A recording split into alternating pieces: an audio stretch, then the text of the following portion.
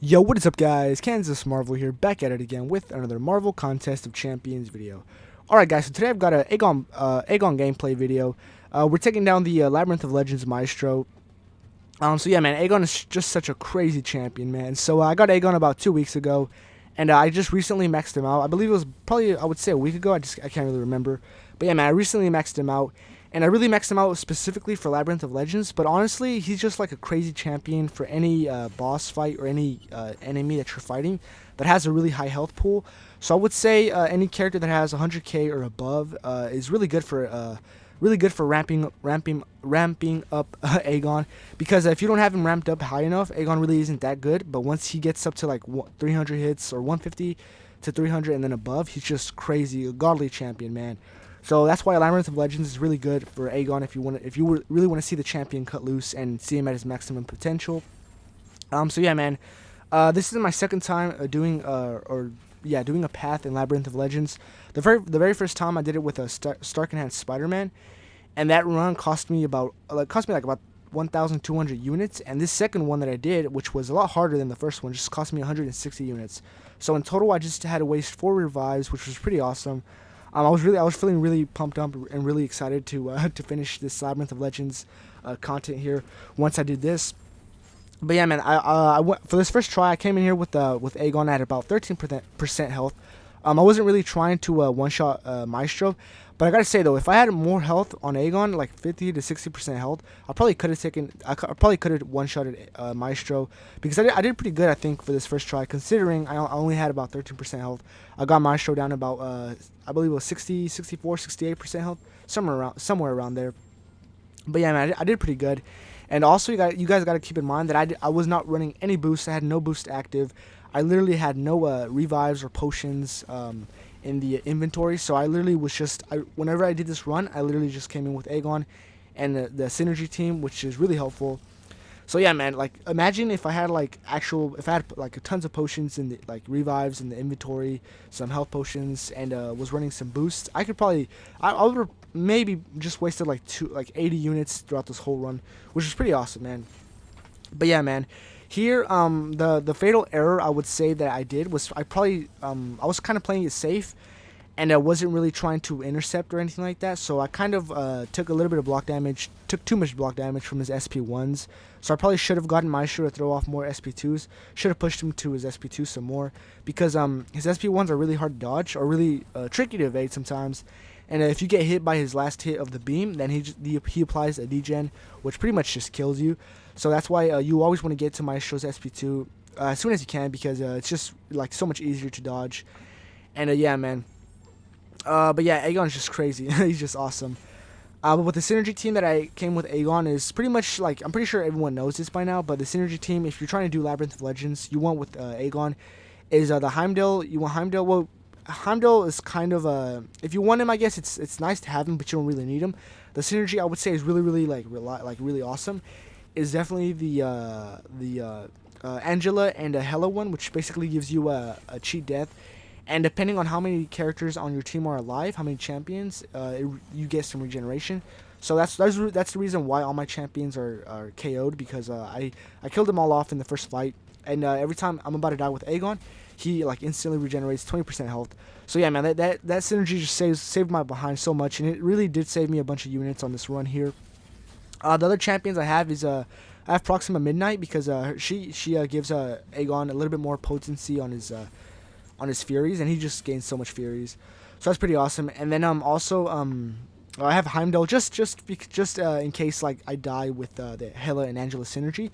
I could just I could be alive still, and do a couple more get a couple more hits in and do some more damage.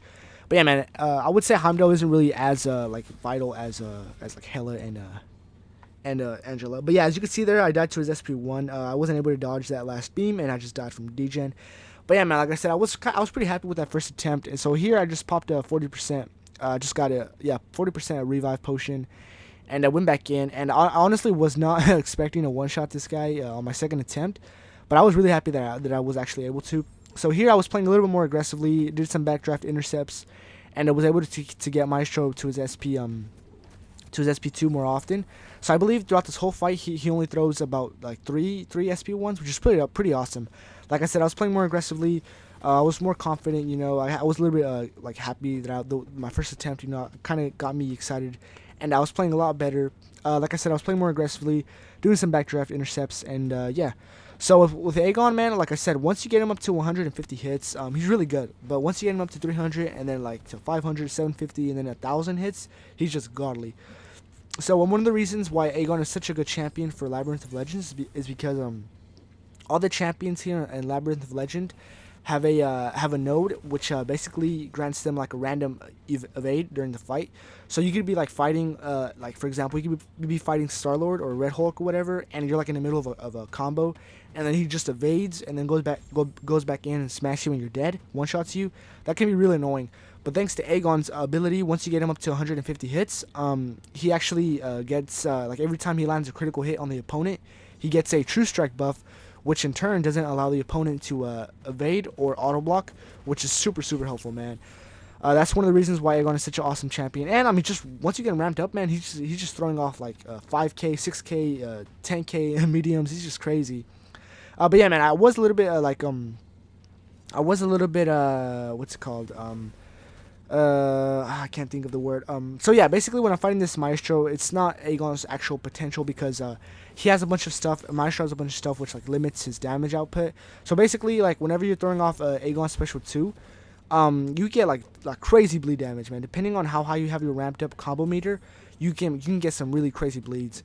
So if you have like all the way to max, you can get up to like 4,000 bleeds, and so that's like 8,000 bleed damage per tick or per second, which is really awesome. But for some reason, it probably has to do with something with Maestro's nodes. He actually doesn't. You can't actually apply bleed to him, which is really annoying. And then also, as you can see there, I'm not actually gaining any fury buffs or critical either. Well, I am getting critical hits, but I'm not getting as many fury buffs as I would if I was fighting any other champion. And that's just because, you know, Maestro really just limits the damage output of any champion. And that's why I was really excited that I was able to take this champion down in just 80 units, you know, not 80, 40 units, which is just one revive. And yeah, man, I do plan on completing Labyrinth of Legends in the near future, because once you actually 100% complete Labyrinth of Legends, you get 50,000 5-star shards, which is 5-star crystals. You get a 5-star Ultron, which is pretty cool. I probably won't have any use for him, maybe in like defense or something. But yeah, I probably won't be using him too much. And then you also have some tier 2 alphas and some tier 4 CC. And with all those resources, I'm going to be able to max out on another champion. And depending on what I get from my 5-star crystals, I'm probably going to max out Medusa. But if I get somebody good like Namor or Nick Fury or something like that, then I might reconsider and max them out instead. But yeah, we'll just have to see. But yeah, like I said, man, I'm not running any boosts, or I don't have any potions. So what my plan is in the future is just to like really stack up on some potions and some revives, and then get my, because I have a bunch of boosts, so I don't really have to worry about that. I just really have to worry about at the moment, just have to worry about collecting a bunch of potions and revives, because I'm kind of low at the moment. But yeah, man, once I have a bunch of those, I'm going to be set for Labyrinth, man. I'm probably going to be wasting, like, I'm not even going to lie, guys. I could probably do this just by using 80 units if I have a bunch of stuff in the inventory. So I'm really excited. But I do got to keep in mind as well that I still have a bunch of hard fights along the way.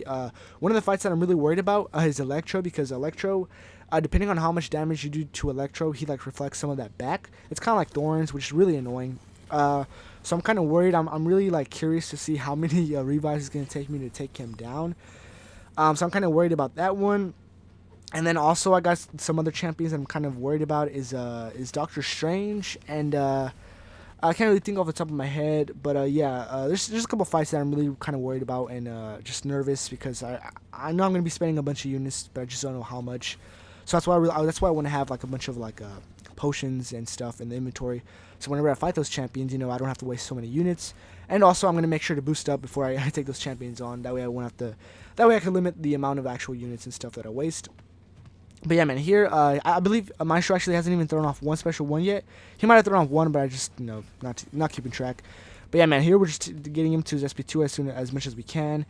Here we parried, and so yeah, I wasn't really trying to use too many parries throughout the fights, because you know, they have limber. So once you have Aegon like ramped up to his max potential, you don't really need a parry, because you can just go into the block and be unblockable. So yeah, you don't really need to parry. But yeah, man. Some of the fights I had before this Maestro here, Venom. Well, probably the most problematic fight was probably Cyclops, just because he was on a node, which basically once he got to his SP1, he was unblockable, completely unblockable, unless you got him to an SP2. So I just had to constantly keep dodging those SP1s, and Cyclops SP1s are pretty tricky to dodge. So he did tag me a couple times, and I believe that's the fight that took me the most units. So I wasted 160 units throughout this whole run, and that fight took me 80 units, so 2 revives. It was pretty annoying, but I was just happy whenever I took him down. Every other fight was pretty easy. I was able to one-shot Star-Lord, one-shot Thor, Thor Jane Foster, and then a Venom. I also died to him one time, and Iron Fist and Silver Warrior, which is a bunch of pushovers, man. Honestly, I went into that fight with like 3% health, or not 13% health, and I was able to one-shot both of them, which was pretty awesome. So yeah, man, here as you can see, I have 1% health, and I still have the Angela and Hela synergy, so even if Maestro takes me down, I'm still going to be able to regenerate up to 27% health, which is pretty awesome. So yeah, we got him to the SP2 right there, and I just go back into the block there and just demolish him, and then you can throw the SP2 right now. And yeah, man, if I was able to get my bleeds off with Aegon Special 2 in this fight would have just gone by so much faster. But unfortunately, you can't, Maestro is like bleed immune in this fight, so you can't actually bleed him. But yeah, man, there I got tagged, but thanks to the Hela and Angela synergy, I was able to get back in the fight.